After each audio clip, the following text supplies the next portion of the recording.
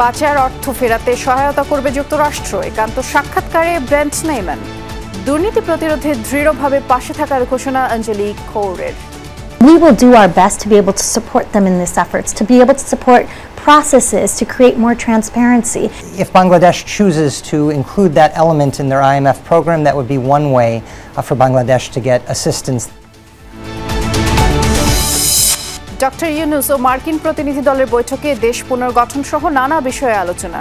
নির্বাচনী রোডম্যাপ ও ভারত ইস্যুতে কথা হয়নি কোনো। অন্তর্বর্তীকালীন সরকারের সাথে তারা একযোগে কাজ করতে চান। আমরা আর্থিক সংস্কারে যে সমস্ত সেক্টরকে আইডেন্টিফাই করেছি, এই সবগুলো সেক্টরেই তারা সার্বিকভাবে সহযোগিতার আশ্বাস দিয়েছে। টানা বৃষ্টিতে কয়েক জেলার নিম্নাঞ্চল আবারও প্লাবিত। ঢাকায় ব্যাহত জনজীবন। কাল থেকে আবহাওয়া পরিষ্কারের পূর্বাভাস। 4টা যানবাহন চেঞ্জ করে আমি এখানে এসেছি। বাস পাওয়া যাচ্ছে না সময় মতো। রাস্তায় গণপরিবহন কম, যার কারণে আমাদের গন্তব্যস্থলে আমাদের যেতে একটু সময় লাগছে। ইসি সংস্কারের পর 2 মাসের মধ্যে নির্বাচন দেওয়া সম্ভব, অভিমত মির্জা ফখরুলের। দাবি করলেন আন্দোলনে নিহতদের 422 জনই বিএনপির নেতাকর্মী। জুলাই গণহত্যার আলামত সংগ্রহে হাসপাতালে তদন্ত সংস্থা ও প্রসিকিউশন টিম।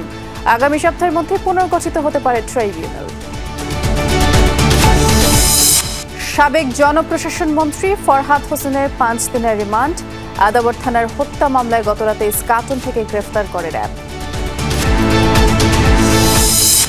পুরোদমে সচল গাজীপুরের শিল্পাঞ্চল। বিশৃঙ্খলার শঙ্কায় বন্ধ আশুলিয়ার 20 পোশাক কারখানা। সরেজমিন অবস্থা দেখছে পর্যবেক্ষণ কমিটি।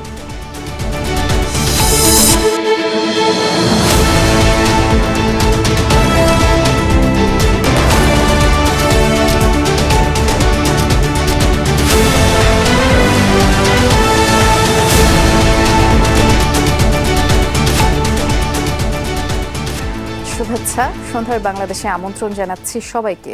নুসরাত বৃষ্টির সাথে আছি। শিরোনামগুলো শুনছিলেন। বাংলাদেশ থেকে পাচার হওয়া অর্থ ফিরিয়ে আনতে সহায়তা করবে যুক্তরাষ্ট্র। এজন্য মেনে চলতে হবে IMF এর পরামর্শ। যমুনা টেলিভিশনকে দেয়া একান্ত সাক্ষাৎকারে কথা জানিয়েছেন সফররত মার্কিন প্রতিনিধি দলের প্রধান ব্রেন্ট নেইম্যান। তার সফর সঙ্গী USAID-এর উপসহকারী প্রশাসক অঞ্জলি কৌর বলেছেন, এদেশের অন্তর্বর্তী সরকার দুর্নীতি প্রতিরোধে সক্রিয়। এ কাজে ঢাকার সাথে নিবিড়ভাবে থাকবে ওয়াশিংটন। মার্কিন প্রতিনিধি দলের 2 সদস্যের এই বিশেষ সাক্ষাৎকার নিয়েছেন সহকর্মী Ahmed Reza. This is me, Ahmed Reza, is welcoming all of you with a hearty greetings on behalf of Jomuna Television. We are having 2 respectable guests among us and রাজধানীর EMK সেন্টারে যমুনা টেলিভিশনের মুখোমুখি হন সফররত মার্কিন প্রতিনিধি দলের প্রধান, অর্থ দপ্তরের সহকারী আন্ডার সেক্রেটারি ব্রেন্ট নেইম্যান ও আন্তর্জাতিক সাহায্য সংস্থার উপসহকারী প্রশাসক অঞ্জলি Kaur. Thank you so much for your time with Jomuna Television. 5 August সরকার পরিবর্তনের পর উচ্চ পর্যায়ের মার্কিন প্রতিনিধি দলের এটি প্রথম সফর। মত প্রকাশের স্বাধীনতা ও সুশাসন নিয়ে বহু দিন ধরে পরামর্শ দিয়ে আসছিল দেশটি। So if I talk about the primary areas where the United States sees potential to enhance doctor ইউনূসের নেতৃত্বে অন্তর্বর্তী সরকার বেশ কিছু সংস্কারের পদক্ষেপ নিয়েছে। বিষয়গুলো কিভাবে দেখছে যুক্তরাষ্ট্র? এই সংস্কারে তারা কোনো সহযোগীর ভূমিকা রাখতে পারে কিনা এমন প্রশ্ন ছিল অঞ্জলি কৌরের কাছে। One of the things that we've heard very clearly from this government is that it wants to be known as an anti-corruption government. And so for us, that is a great signal from the interim government. And so we will do our best to be able to support them in these efforts, to be able to support processes to create more transparency, to be able to help them digitize efforts so that it can be more thought through, so everyone can know across the country what is happening. Sheikh Hasina সরকার পতনের পর থেকেই বেরিয়ে আসছে bank খাতে লুটপাটের চিত্র। জানা যাচ্ছে হাজার হাজার কোটি টাকা পাচার করা হয়েছে ঋণ বা ব্যবসার নামে। কোনো কোনো ব্যাংকে দেখা দিচ্ছে নগদ টাকার সংকট। পাচার করা টাকা ফেরাতেও সক্রিয় ভূমিকা রাখতে পারে যুক্তরাষ্ট্র। In some of our conversations today, I mentioned the possibility of building into Bangladesh's IMF program a governance diagnostic, which is a tool that the IMF offers to try to understand macroeconomically relevant aspects. If Bangladesh chooses to include that element in their IMF program, that would be one way for Bangladesh to get assistance that will hopefully improve and strengthen their system against corruption, against money laundering. প্রতিনিধি দলের সদস্যরা বলেন, বাংলাদেশের অর্থনৈতিক সক্ষমতা বাড়াতে আগের চেয়ে গভীর সম্পর্ক রাখবে ওয়াশিংটন। এছাড়া রোহিঙ্গা প্রত্যাবাসন ও মানবিক সহায়তা বৃদ্ধি এবং জলবায়ু পরিবর্তনজনিত বিষয়েও সহায়তা বাড়াতে কাজ করবে যুক্তরাষ্ট্র। We have focused on lifting up the people of Bangladesh in partnership. That has been our model, to do everything in partnership with the government and with the people of Bangladesh. We've worked across a number of different areas. So it has been economic growth and stability. We focused on environmental conservation, clean energy, climate resilience. We focused on education and enhancing education overall. We focused on health and health service delivery and strengthening health systems. We've also focused on being able to provide humanitarian assistance and disaster risk support. And offering support in any way we can toward making the reforms and enhancing the environment, which I think will lead to even stronger economic ties between the U.S. and Bangladesh.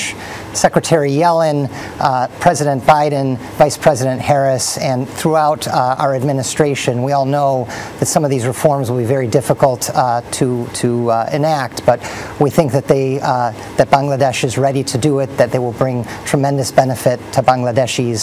প্রায় 25 মিনিটের প্রশ্নোত্তরে উঠে আসে পরিবর্তিত বাংলাদেশে অর্থনৈতিক challenge ও উন্নয়ন সংকট মোকাবেলা প্রসঙ্গ। এসব ক্ষেত্রে আন্তরিকভাবে ঢাকার পাশে থাকার কথা বলেন মার্কিন প্রতিনিধিরা। আহমেদ রেজা, যমুনা নিউজ, ঢাকা। বিশেষ এই সাক্ষাৎকারটি কাল রাত 9টায় যমুনা টেলিভিশনে প্রচারিত হবে। আমরা পরের সংবাদে যাচ্ছি। বাংলাদেশের পুনর্গঠন, মৌলিক সংস্কার ও পাচার হওয়া টাকা ফেরাতে যুক্তরাষ্ট্রের সহায়তা চেয়েছেন প্রধান উপদেষ্টা ডক্টর মোহাম্মদ ইউনূস। এ সময় তার সরকারের বিভিন্ন পদক্ষেপে সমর্থন জানিয়ে তা অব্যাহত রাখার আশ্বাস দিয়েছে মার্কিন প্রতিনিধি দলটি। নির্বাচনের রূপরেখা নিয়ে রোববারের বৈঠকে যুক্তরাষ্ট্র কিছু জানতে চায়নি দাবি পররাষ্ট্র সচিবের। আর সরকারের এই শীর্ষ কূটনীতিক জানান, বাংলাদেশ ভারত সম্পর্কের টানাপোড়েনের বিষয়টিও ডোনাল্ড লুর সাথে বৈঠকে উঠে আসেনি। বৃষ্টি ভেজা সকালে 9টার পরপরই রাষ্ট্রীয় অতিথি ভবন পদ্মায় পৌঁছান যুক্তরাষ্ট্রের প্রতিনিধি দল। দেশটির রাজস্ব ও অর্থ দপ্তরের আন্তর্জাতিক অর্থায়ন বিষয়ক সহকারী আন্ডার সেক্রেটারি ব্রেন্ট নেইম্যান নেতৃত্ব দেন দেশটির। পররাষ্ট্র উপদেষ্টা তৌহিদ হোসেনের সাথে প্রথম বৈঠক করেন তারা। ছিলেন বহুল আলোচিত যুক্তরাষ্ট্রের সহকারী পররাষ্ট্রমন্ত্রী ডোনাল্ড লু ও বাংলাদেশের পররাষ্ট্র সচিব জসিমউদ্দিন সহ দুদেশের নীতি নির্ধারকরা। ঘণ্টাখানেকের বৈঠকে আসে দ্বিপাক্ষিক সম্পর্কের নানান দিক, বিশেষ করে অন্তর্বর্তী সরকারের নেওয়া বিভিন্ন পদক্ষেপের কথা। এর পরপরই অর্থ উপদেষ্টা ডক্টর সালেউদ্দিন আহমেদের সাথে সোয়া ঘণ্টার বৈঠক করেন তারা। এ সময় অর্থনৈতিক সংকট নিরসন ও ব্যবসা বাণিজ্য বিনিয়োগ বাড়াতে ওয়াশিংটনের সহায়তা চায় ঢাকা। $200 মিলিয়ন নতুন সহায়তা নিয়ে চুক্তি সই হয় এ সময়। This is a new agreement for fiscal year 2023. So this is from our newest funds that are with this government, with this new interim government. এইটা যে চুক্তিটা ছিল ওইটা নতুন করে আরো $200 মিলিয়ন যোগ করা হয়েছে। এইগুলো সব আলাপ হয়েছে, আমরা পরে এগুলোর সাথে আরো ডিটেইল আলোচনা।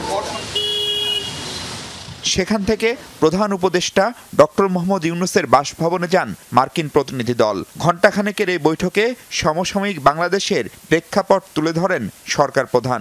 জানান, সংস্কারের জন্য তার সরকারের নেয়া বিভিন্ন পদক্ষেপের কথা। এটাকে বিশেষ সময় উল্লেখ করে দেশ পুনর্গঠনে ওয়াশিংটনের সহায়তা চান ডক্টর ইউনূস। প্রথম যে আশ্বাস সেটি হচ্ছে যে অন্তর্বর্তীকালীন সরকারের সাথে তারা একযোগে কাজ করতে চান এবং সেটার প্রতিফলন হিসেবেই সরকার গঠনের দ্বিতীয় মাসের প্রথমেই তারা এই প্রতিনিধি দলটি পাঠিয়েছে। দ্বিতীয়ত, আমরা আর্থিক সংস্কারে যে সমস্ত সেক্টরকে আইডেন্টিফাই করেছি এই সবগুলো সেক্টরেই তারা সার্বিকভাবে সহযোগিতার আশ্বাস দিয়েছে। প্রধান উপদেষ্টার সাথে বৈঠকের পর পররাষ্ট্র সচিবের দেয়া মধ্যাহ্নভোজে অংশ নেন মার্কিন প্রতিনিধি দল। সফরে দিল্লি হয়ে ঢাকা এসেছিলেন সহকারী পররাষ্ট্রমন্ত্রী ডোনাল্ড লু। বৈঠকে ঢাকা দিল্লি সম্পর্কের টানাপোড়েন নিয়ে ওয়াশিংটনের বার্তা কি ছিল জানতে চান সাংবাদিকরা। প্রতিটি দেশের সাথে আমাদের যে সম্পর্ক সেটা দ্বিপাক্ষিক সম্পর্ক। আমরা এই ধরনের কোনো আলোচনা মনে হয় আগে কখনো যাই নাই।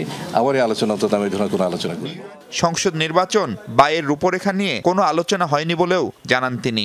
আমার যে বৈঠক ছিল সেই বৈঠকে আপনি যে বিষয়টি উল্লেখ করেছেন সেই বিষয়টি আলোচনা হয়নি।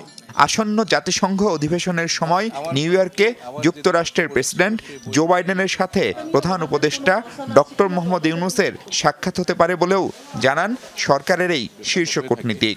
যদি দুই পক্ষের স্কেডিউল মেলে তাহলে হয়তো সেখানে দেখা হওয়ার একটা সম্ভাবনা আছে। মাহফুজ মিশু, যমুনা নিউজ, ঢাকা। বন্যার ধকল কাটিয়ে ওঠার আগেই আবারও পানি বাড়ছে দুর্যোগ কবলিত এলাকায়। এরই মধ্যে নোয়াখালীতে পানিবন্দী প্রায় 12 লাখ মানুষ। আশ্রয় কেন্দ্রে ছুটছে বানভাসীরা। 2 দিনের বৃষ্টিতে প্লাবিত হয়েছে উপকূলীয় এলাকা এবং কয়েক জেলার নিম্নাঞ্চল। বরিশাল, খুলনা নগরীতে জলাবদ্ধতা দেখা দিয়েছে। বৈরী আবহাওয়ায় সাগর থেকে উপকূলে আর ফিরতে পারেনি অনেক মাছ ধরা ট্রলার। নিখোঁজ কয়েকশো জেলে। ভাদ্রের শেষ দিনে মুষলধারে বর্ষণ। 3 দিন ধরে কখনো ভারী কখনো গুড়ি গুড়ি বৃষ্টি হচ্ছে উপকূলীয় এলাকায়। হাটুপানি, বাগেরহাটের মোরেলগঞ্জ আর মোংলা শহরে। একই অবস্থা খুলনার রয়্যাল মোড়, সোনাডাঙ্গা আবাসিক এলাকা, দোলখোলা, মৌলভীপাড়া সহ নগরীর বিভিন্ন জায়গায়। অল্প বৃষ্টি হলে হাঁটুপানি চলে আসে। আমাদের ছেলেমেয়েরা তারাও যেতে পারে না, অনেক কষ্ট পড়ে। দোলখোলার দিক গেলে দেখা যাচ্ছে ড্রেনগুলো উঁচু হচ্ছে, কিন্তু আমাদের এইখানে এখনো পর্যন্ত এটার কোনো কিছু দেখতে পাই না। রান্নাবাড়া করে খেতে পারতেছি না আমরা, কত সমস্যা, বাল বাচ্চা নিয়ে কত অসহায় আছি আমরা। বৃষ্টির দাপট দক্ষিণের জেলা বরিশালেও। নগরীর বটতলা, নবগ্রাম রোড, মুন্সি গ্যারেজ, ভাটিখান সহ বিভিন্ন এলাকায় হাঁটুপানি। ভোগান্তিতে খেটে খাওয়া মানুষ। দফায় দফায় বৃষ্টিতে বেড়েছে কীর্তনখোলার পানি। এখানে জলাবদ্ধতার কারণে যে মানুষের যে দুর্ভোগ, একটু পানি হইলে বরিশালে হাঁটু সমান পানি উঠে যায়। এই জলাবদ্ধতার জন্য কর্তৃপক্ষ যদি ভূমিকা নেয় তাহলে হয়তো এটা থাকবে না, কিন্তু কর্তৃপক্ষ সেরকম কোনো ভূমিকা নেয় না। 2 দিনের বৃষ্টিতে স্থবির মাদারীপুর জেলাও। শনিবার সকাল থেকেই বিদ্যুৎ বিচ্ছিন্ন এ জনপদ। ভারী বৃষ্টিতে পিরোজপুরের কচা নদীর পানি বইছে বিপদসীমার উপরে। বন্যার ধকল কাটিয়ে ওঠার আগেই অবিরাম বৃষ্টি। আবারও ডুবেছে লক্ষ্মীপুরের নিম্নাঞ্চল। নোয়াখালীতে 5 উপজেলায় পানিবন্দী অন্তত 12 লাখ মানুষ। নতুন করে আশ্রয় কেন্দ্রে ঠাঁই নিয়েছে 40,000 বানভাসী। 7 দিন আমাদের এলাকায় প্রচুর বৃষ্টি হইতেছে। বৃষ্টির কারণে নদীর পানি বেশি, জোয়ার, সাগর উত্তাল। নদীতে অনেক বড় বড় ঢেউ। এই ভয়ে আমরা অনেক কষ্টে আছি, অনেক আতঙ্কে আছি। গত 24 ঘন্টায় সবচেয়ে বেশি বৃষ্টি হয়েছে পটুয়াখালীতে। স্থল নিম্নচাপের প্রভাবে উত্তাল সাগর। গত 24 ঘন্টায় পটুয়াখালীতে দেশের সর্বোচ্চ রেকর্ড বৃষ্টিপাত 220 মিলিমিটার রেকর্ড করা হয়েছে। আর গত 33 ঘন্টায় পটুয়াখালীর ইতিহাসে 15 বছরের মধ্যে সর্বোচ্চ বৃষ্টিপাত 284 মিলিমিটার রেকর্ড করা হয়েছে। থেমে থেমে বৃষ্টি হচ্ছে পার্বত্যাঞ্চলে। 2 দিন ধরে খুলে রাখা হয়েছে কাপ্তাই লেকে সবকটি জলকপাট। হুমায়ুন রশিদ, যমুনা নিউজ। সোমবার থেকে সারা দেশে বৃষ্টির পরিমাণ কমবে বলে জানিয়েছে আবহাওয়া অধিদপ্তর। বঙ্গোপসাগরে সৃষ্ট গভীর নিম্নচাপটি স্থল নিম্নচাপে পরিণত হয়ে বর্তমানে সেটি যশোর ও খুলনা অঞ্চলে অবস্থান করছে, যা ক্রমশ ভারতের পশ্চিমবঙ্গের দিকে অগ্রসর হচ্ছে বলেও জানানো হয়েছে। এদিকে 2 দিনের বৃষ্টিতে রাজধানীতেও ভোগান্তি বেড়েছে। শনিবারও দিনভর গুড়ি গুড়ি বৃষ্টি ছিল।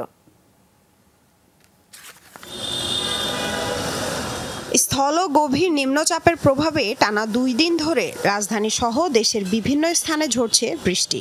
নগরীতে কখনো গুড়ি গুড়ি, আবার কখনো পড়ছে হালকা বৃষ্টি। গরম থেকে স্বস্তি মিললেও বৃষ্টিতে বেড়েছে ভোগান্তি, বিশেষ করে অফিসগামী শিক্ষার্থী ও কাজের তাগিদে বের হওয়া মানুষের। প্রচুর বৃষ্টি, যে আমরা কলেজে আসবো কিনা এই জন্য অনেক দুশ্চিন্তার মধ্যে ছিলাম। খুবই ভোগান্তিতে পড়তেছি বৃষ্টির জন্য। বাস পাওয়া যাচ্ছে না সময় মতো। রাস্তায় গণপরিবহন কম, যার কারণে আমাদের গন্তব্যস্থলে আমাদের যেতে একটু সময় লাগছে। আমি আদাপুর থেকে বের হয়েছি, 4টা যানবাহন চেঞ্জ করে আমি এখানে এসেছি। এই 2 দিনের বৃষ্টিতে সড়কের কোথাও কোথাও সৃষ্টি হয়েছে জলাবদ্ধতা। এছাড়া মানুষের যাতায়াতে অতিরিক্ত ভাড়া নেয়ার অভিযোগও রয়েছে। অল্প বৃষ্টি হইলেও ঢাকা শহরের মধ্যে অনেক রাস্তার মধ্যে অনেক পানি জমে থাকতেছে, যার কারণে আমাদের চলাচলে অনেক সমস্যা হচ্ছে। যাত্রী আগের তুলনামূলক কম আর কি। বৃষ্টির মধ্যে যদি আপনার নামি তাহলে ওষুধ লাগবে না আমাকে, এর লেগে আমরা 10 টাকা বেশি চাই। আবহাওয়া অফিস বলছে ঢাকা সহ সারা দেশে দিনভর বৃষ্টি থাকবে। রোববার সকাল 9টা থেকে গত 24 ঘন্টায় ঢাকাতে বৃষ্টি হয়েছে 43 মিলিমিটার ও সবচেয়ে বেশি বৃষ্টি হয়েছে পটুয়াখালীতে 223 মিলিমিটার। গতকালকে এটা বাংলাদেশের যশোর অঞ্চলে আরও ঘনীভূত গভীর নিম্নচাপে পরিণত হয়েছে এবং এই গভীর নিম্নচাপে বর্তমানে গাঙ্গেয় পশ্চিমবঙ্গ এবং তৎসংলগ্ন এলাকায় অবস্থান করছিল। এই গভীর নিম্নচাপের প্রভাবে কিন্তু ঢাকা সহ সারা দেশে, বিশেষ করে দেশের দক্ষিণাঞ্চলে ভারী থেকে অতি ভারী বৃষ্টি হচ্ছে এবং আজকে যে অবস্থা আছে এই বৃষ্টিপাত আজকে সারাদিনে অব্যাহত থাকবে এবং আগামীকালকে থেকে কিন্তু বৃষ্টিপাতের প্রবণতাটা অনেকটা কমে আসবে। লামিয়া তিথি, যমুনা নিউজ, ঢাকা। গণতন্ত্রের জন্যই বৈষম্য বিরোধী আন্দোলনে এত মানুষের প্রাণ ঝরেছে, তাই নির্বাচনকে সবচেয়ে বেশি গুরুত্ব দেওয়া উচিত অন্তর্বর্তী সরকারের, এমন মন্তব্য করেছেন বিএনপি মহাসচিব মির্জা ফখরুল ইসলাম আলমগীর। বলেছেন, ইসি সংস্কারে কমিটি গঠন করা হয়েছে, চাইলে আগামী 2 মাসের মধ্যে নির্বাচন দেয়া যেতে পারে। গুলশানে সংবাদ সম্মেলনে মির্জা ফখরুল জানিয়েছেন, ছাত্র জনতার অভ্যুত্থানে শহীদ 875 জনের মধ্যে 422 জনই বিএনপি নেতাকর্মী। বহু মানুষের আত্মত্যাগের বিনিময়ে সফল হয়েছে বৈষম্য বিরোধী আন্দোলন, পূরণ হয়েছে 1 দফা দাবি। পুলিশের গুলি সহ নির্যাতন নিপীড়নে প্রাণ গেছে অনেক ছাত্র জনতার। দলের মহাসচিবের দাবি, এখন পর্যন্ত পাওয়া তথ্য অনুযায়ী নিহত 875 জনের মধ্যে 422 জনই বিএনপি নেতাকর্মী। 13ই আগস্ট পর্যন্ত সমগ্র বাংলাদেশে শহীদ হন 875 জন মানুষ, যার মধ্যে কমপক্ষে 422 জন বিএনপি রাজনীতির সঙ্গে জড়িত। দেশ জুড়ে শহীদ হওয়া সকল শ্রেণী পেশা রাজনীতির মানুষগুলোর এই বিশাল অংশ যে বিএনপি নেতাকর্মী, এটি কোনো বিচ্ছিন্ন ঘটনা নয়, বরং আমাদের সুদীর্ঘ রাজনৈতিক সংগ্রামের অনিবার্য ফল। আন্তর্জাতিক গণতন্ত্র দিবস উপলক্ষে আয়োজিত সংবাদ সম্মেলনে মির্জা ফখরুল বলেন, আন্দোলনের কৃতিত্ব নয়, বরং স্বৈরাচার পতন নিশ্চিত করাই ছিল বিএনপির লক্ষ্য। তার মতে, হঠাৎ করেই হয়নি এই গণবিপ্লব। সমস্ত রাজনৈতিক দলগুলোকে ঐক্যবদ্ধ করে এর যে নেতৃত্ব বলেন, এর যে উদ্যোগ বলেন, সবটাই কিন্তু বিএনপি নিয়েছে এবং বিএনপি যার ফলে শেষে 1 দফা আন্দোলন শুরু করেছি আমরা। আমি কথাগুলো এই জন্য বলছি যে বিএনপির অবদানকে খাটো করে দেখার কোনো অবকাশ নেই। সাংবাদিকদের প্রশ্নের জবাবে বিএনপি মহাসচিব বলেন, সংস্কারের পাশাপাশি নির্বাচন আয়োজনে সবচেয়ে বেশি গুরুত্ব দেওয়া উচিত অন্তর্বর্তী সরকারের। সবচেয়ে বেশি গুরুত্ব দেওয়া দরকার। নির্বাচন সংক্রান্ত একটা সংস্কার কমিটি তো করা হয়েছে বদির আলম মজুমদার সবকে দিয়ে বলে, তাই না? আমার তো মনে হয় অতি দ্রুত, এটা 2 মাসও লাগার কথা না, এবং 2 মাসের মধ্যেই উনি যদি দিয়ে দেন তাহলে একটা নির্বাচন করে করতে হবে। অভিযোগ করেন, ছাত্র জনতার বিপ্লব নস্যাৎ করতে দেশি বিদেশি ষড়যন্ত্র চলছে এখনো, তাই সবাইকে ঐক্যবদ্ধ থাকার আহ্বান জানান বিএনপি মহাসচিব। শরীফুল ইসলাম খান, যমুনা নিউজ, ঢাকা। বৈষম্য বিরোধী ছাত্র আন্দোলনে হত্যাকাণ্ডের সাথে জড়িত আইন শৃঙ্খলা বাহিনীর সদস্যদের সবার বিচার হতে হবে, নতুবা রাষ্ট্রে অন্য কারো বিচার প্রশ্নবিদ্ধ হয়, এমনটা বলেছেন আন্দোলনের অন্যতম সমন্বয়ক সার্জিস আলম। দুপুরে মানিকগঞ্জ জেলা শিল্পকলা একাডেমিতে ছাত্র জনতার আন্দোলনে শহীদ পরিবার ও আহতদের সাথে মতবিনিময় করেন তিনি। সার্জিস বলেন, 2024-এর আন্দোলনের শহীদরাও মুক্তিযোদ্ধা, প্রত্যেকেই এক একজন বীর, তাদের দ্রুত স্বীকৃতি ও সহযোগিতা করা রাষ্ট্রের কর্তব্য। এই সভায় অন্যান্য শিক্ষার্থীরাও উপস্থিত ছিলেন। অন্যায়কারী মানে অন্যায়কারী, সে যদি পুলিশের হয় পুলিশের, এটা আমার দেখার সুযোগ নাই। পুলিশ তার যদি বিচার না হয়, তাহলে একজন রাষ্ট্রের অন্য একজন নাগরিকের বিচার করার অধিকারও বা বিচার করার বিষয়টিও প্রশ্নবিদ্ধ হয়। রংপুরে আন্দোলনে নিহত মিলনের মরদেহ দাফনের 58 দিন পর ময়নাতদন্তের জন্য উত্তোলন করা হয়েছে। দুপুরে নগরীর মুন্সিপাড়া কবরস্থান থেকে মরদেহ উত্তোলন করা হয়। এ সময় নির্বাহী ম্যাজিস্ট্রেট, সেনাবাহিনী ও পুলিশ সদস্যরা উপস্থিত ছিলেন। ময়নাতদন্ত শেষে আবারও দাফন করা হবে মরদেহ। গেল 18 জুলাই ছাত্র আন্দোলনের সময় রংপুর সিটি বাজারের সামনে পুলিশ ও আওয়ামী লীগ নেতাকর্মীদের গুলিতে প্রাণ হারান মুসলিম উদ্দিন মিলন, সে সময় আইনশৃঙ্খলা বাহিনীর চাপে ময়নাতদন্ত ছাড়াই মরদেহ দাফন করে পরিবার। 28 আগস্ট হত্যা মামলা করেন মিলনের স্ত্রী দিলরুবা। এই মামলায় সাবেক বিভাগীয় কমিশনার, সাবেক ডিআইজি, সাবেক পুলিশ কমিশনার সহ 17 জনের নাম উল্লেখ করা হয়েছে। অজ্ঞাত আসামি শতাধিক। ভিকটিম বা ভিকটিমের পরিবার যাতে ন্যায় বিচার পায়, আমাদের সেই লক্ষ্যে আমাদের হচ্ছে যে ব্লাড উত্তোলন করা হলো। এরপরে আমরা সুরথাল করব, পোস্টমর্টম শেষে আবার পুনরায় লাশ কবরস্থ করব। আন্তর্জাতিক অপরাধ আইনটি বিশেষায়িত। মানবতা বিরোধী সব বিচার এই আইনেই করা সম্ভব, তবে যুগোপযোগী করার লক্ষ্যে কয়েকটি ধারা পরিবর্তনের আলোচনা চলছে বলে জানিয়েছেন ট্রাইব্যুনালের chief prosecutor advocate Tajul Islam. দুপুরে হাইকোর্ট প্রাঙ্গণে সাংবাদিকদের কথা তিনি জানান। আগামী সপ্তাহের মধ্যেই ট্রাইব্যুনাল পুনর্গঠন হবে আশাবাদ ব্যক্ত করেন চিফ প্রসিকিউটর। জুলাই গণহত্যার তাজা আলামত সংগ্রহের লক্ষ্যে হাসপাতাল পরিদর্শন করছে আন্তর্জাতিক অপরাধ ট্রাইব্যুনালের তদন্ত সংস্থা ও প্রসিকিউশন টিম। রোববার ঢাকার সিএমএইচ হাসপাতাল পরিদর্শন শেষে সাংবাদিকদের সাথে কথা বলেন চিফ প্রসিকিউটর। বলেন, সামরিক বাহিনী যুদ্ধক্ষেত্রে যে বুলেট ব্যবহার করে এমন একটি বুলেট এক আন্দোলনকারীর শরীর থেকে অপারেশন করে বের করা হয়েছে। একটা বুলেট যেটা সেনাবাহিনী ব্যবহার করে, যুদ্ধক্ষেত্রে ব্যবহার করে, এরকম অসংখ্য জিনিস আছে তাদের কাছে। সেগুলো আপনারা সময় মতো আমরা যখন তদন্ত সংস্থা সেগুলো জব্দ করে নিয়ে আসবো। সিআর ফায়ার কর, সিআর মানে হচ্ছে চাইনিজ রাইফেল। কিন্তু পুলিশকে চাইনিজ রাইফেল দেওয়ার যে সিদ্ধান্ত কতদিন আগে হয়েছিল এবং কে সেটা প্রথম দিয়েছিল, এই ছাত্র জনতার অভ্যুত্থান দমনের সময় মানবতা বিরোধী যে অপরাধ তারা সংগঠিত করেছেন, সেই সময় এই অস্ত্রের ব্যবহার হয়েছে। এ সময় সাংবাদিকরা প্রশ্ন রাখেন, 1973 সালের আন্তর্জাতিক অপরাধ আইনে 2024 সালের মানবতা বিরোধী অপরাধের বিচার সম্ভব কিনা। আন্তর্জাতিক অপরাধ ট্রাইব্যুনাল আইন বিশেষ আইন। এই আইনের মধ্যে যদি কোনো অপরাধ হয়, ক্রাইমস এগেনস্ট হিউম্যানিটি হয়, যত বাহিনী আছে তাদের যে কেউ যদি কোনো অপরাধ করে এবং এইটার সাথে কোনো রাষ্ট্রীয় যত প্রশাসন যন্ত্র আছে, ক্যাবিনেট আছে, প্রাইম মিনিস্টার আছে, পরবর্তী লেভেলের যত কিছু আছে, রাষ্ট্র কাঠামোর যে কমান্ড স্ট্রাকচার আছে, প্রত্যেককেই এই আইনের অধীনে বিচারে আসতে হবে। আন্দোলনে হতাহতদের স্বজনদের কাছে যা যা আলামত আছে সেসব প্রসিকিউশনে জমা দেওয়ার আহ্বান জানান চিফ প্রসিকিউটর। প্রসিকিউশন টিমের কাছে আমরা যে ডেস্কটা ওপেন করেছি, সেখানে এসে আপনাদের এই তথ্যগুলো আমাদের কাছে দিয়ে যাবেন। Mohiuddin Madhu, Jamuna news, Dhaka. GPH quantum B600TR বাংলাদেশের উচ্চ শক্তি সম্পন্ন একমাত্র রড। সাবেক জনপ্রশাসন মন্ত্রী ফরহাদ হোসেনের 5 দিনের রিমান্ড মঞ্জুর করলেন আদালত। বৈষম্য বিরোধী ছাত্র আন্দোলনের সময় রাজধানীর আদাবর থানা এলাকায় মোহাম্মদ রুবেল হত্যা মামলায় পুলিশ তার 7 দিনের রিমান্ড চায়। সাবেক এই মন্ত্রীকে শনিবার রাতে ইস্কাটন থেকে গ্রেফতার করে র্যাব 2।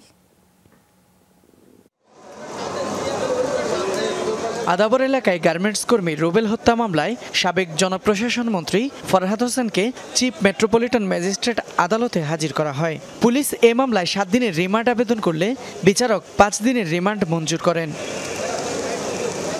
আদেশে সন্তুষ্টি প্রকাশ করে রাষ্ট্রপক্ষের আইনজীবী বলেন, ছাত্র জনতার আন্দোলন দমনে শেখ হাসিনার সাথে যত গোপন বৈঠক হয় সবগুলোতে ফরহাদ হোসেন ছিলেন। এই হত্যা এবং গুম করার পিছনে এই ফরহাদ হোসেনের এই নির্দেশ এবং এই যে সরকারি ছুটি একটি বিষয় লক্ষ্যে করা হয়েছিল। এই জন্য এই ফরহাদ হোসেন এই গণহত্যার সঙ্গে, এই মানবতা বিরোধী হত্যার সঙ্গে সে জড়িত এবং সে সরাসরি জড়িত এবং যে কয়জন অপরাধমূলক ষড়যন্ত্রের সঙ্গে জড়িত তার মধ্যে অন্যতম হলো এই ফরহাদ হোসেন।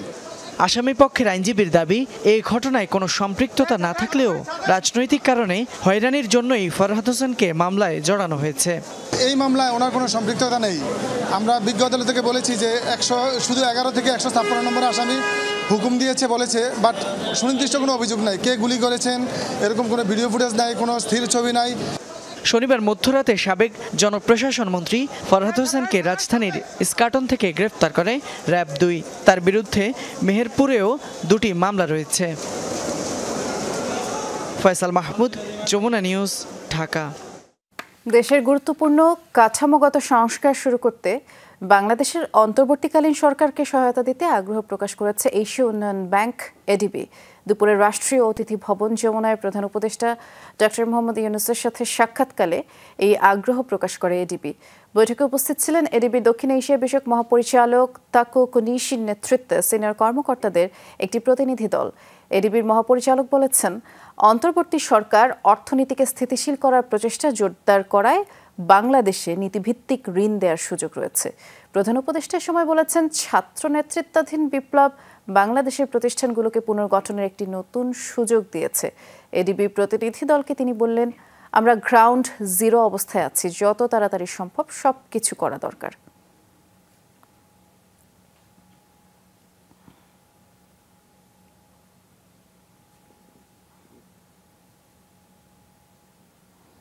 অভিযোগ ওঠায় মুক্তিযোদ্ধা কোটায় সরকারি ও আধা সরকারি প্রতিষ্ঠানে চাকরিপ্রাপ্তদের তালিকা করছে মুক্তিযুদ্ধ বিষয়ক মন্ত্রণালয়। এ নিয়ে চিঠি দেওয়া হয়েছে মন্ত্রণালয় অধিদপ্তরে। মুক্তিযুদ্ধ বিষয়ক উপদেষ্টা ফারুক ই আজম জানিয়েছেন, এক্ষেত্রে অনিয়ম হলে ব্যবস্থা নেওয়া হবে। বললেন, মুক্তিযোদ্ধাদের তালিকাও নতুন করে মূল্যায়ন করা হবে। মুক্তিযোদ্ধাদের আত্মত্যাগেই জন্ম বাংলাদেশে, তাদের সম্মান দিতেই ভাতাসহ চাকরিতে সন্তানদের বিশেষ সুবিধা দেওয়া হয়েছে। এরকম তালিকাভুক্ত মুক্তিযোদ্ধার সংখ্যা 2,23,692 জন। তবে আওয়ামী লীগ সরকার সহ বিভিন্ন আমলে এই তালিকার প্রণয়ন ও কোটায় চাকরি নিয়ে নানা অভিযোগ ছিল। মুক্তিযোদ্ধা না হয়েও অনেকেই এর সুবিধা নিয়েছে। প্রকৃত মুক্তিযোদ্ধাদের চিহ্নিত করা এবং অনিয়ম দূর করতে মুক্তিযোদ্ধাদের তালিকা নতুন করে মূল্যায়ন করতে চায় মন্ত্রণালয়। মুক্তিযোদ্ধাদের যে সংজ্ঞা দিয়ে তালিকা তৈরি করা হয়েছে তাতে পরিবর্তন আনা উচিত বলে মনে করেন উপদেষ্টা।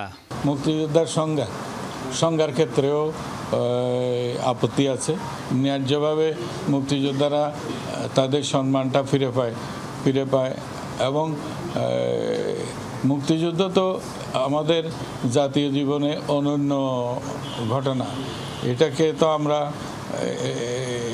হাসি মস্করা দিয়ে কিংবা অবহেলা দিয়ে তো এটাকে আমরা নষ্ট করতে পারি না।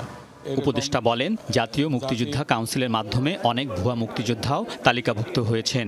কোটায় সরকারি চাকরিতে সুবিধা নিয়েছে তাদের সন্তানরা। কারা এভাবে চাকরি পেয়েছে তা খতিয়ে দেখতে এরই মধ্যে ব্যবস্থা নিয়েছে মন্ত্রণালয়। এটা তো জাতির সাথে প্রতারণা হয়েছে। যদি কেউ মুক্তিযোদ্ধা না হয়ে মুক্তিযোদ্ধা সুবিধাদি গ্রহণ করে থাকে, এটা তো শাস্তিযোগ্য অপরাধ। মুক্তিযোদ্ধা সন্তানের কোটায় সরকারি এবং আধা সরকারি প্রতিষ্ঠানে কতজনের চাকরি হয়েছে তার একটি তালিকা প্রস্তুত করা হচ্ছে।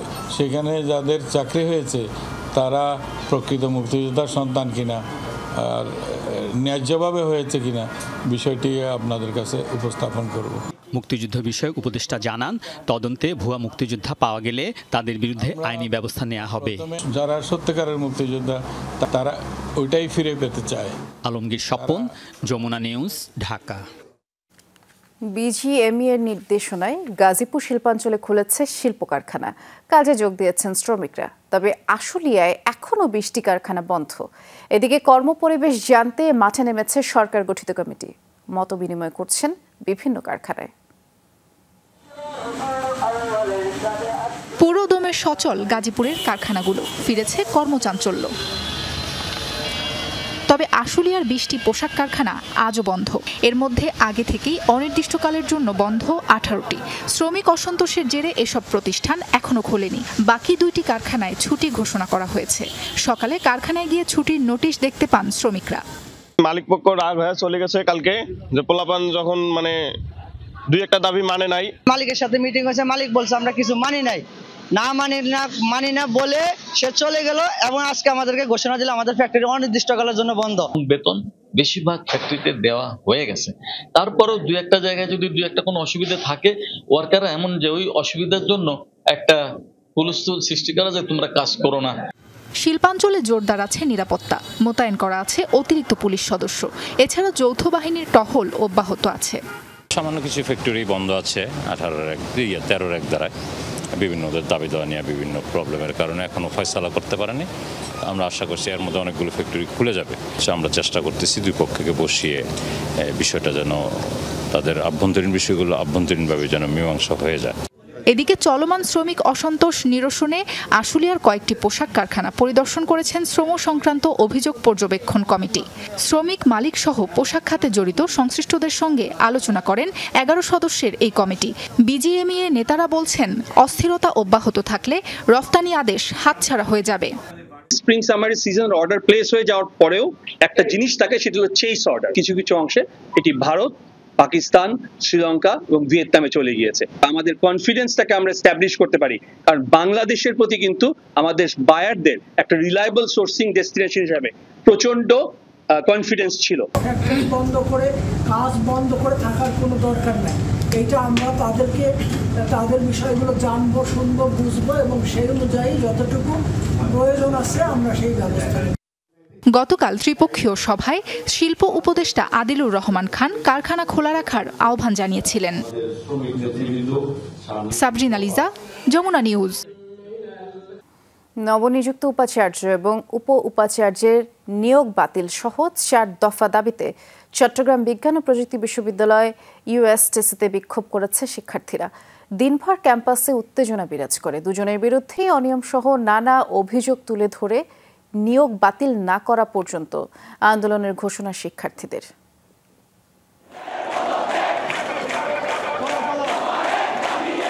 সকালে ইউএসটিসির নতুন ক্যাম্পাসের সামনে জড়ো হয়ে নবনিযুক্ত উপাচার্য ও রেজিস্ট্রারের নিয়োগ বাতিল সহ 4 দফা দাবিতে বিক্ষোভ শুরু করেন বেসরকারি এই বিশ্ববিদ্যালয়ের শিক্ষার্থীরা।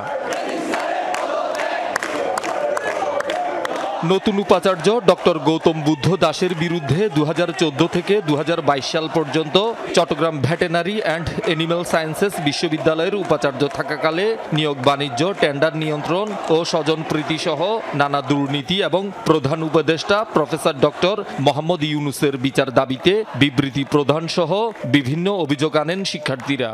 ওনার বিরুদ্ধে অনেক অনিয়ম আছে, যেগুলোর প্রমাণ এভিডেন্স আমাদের কাছে আছে। তিনি আওয়ামী লীগের দোষর বলে আমরা জানি।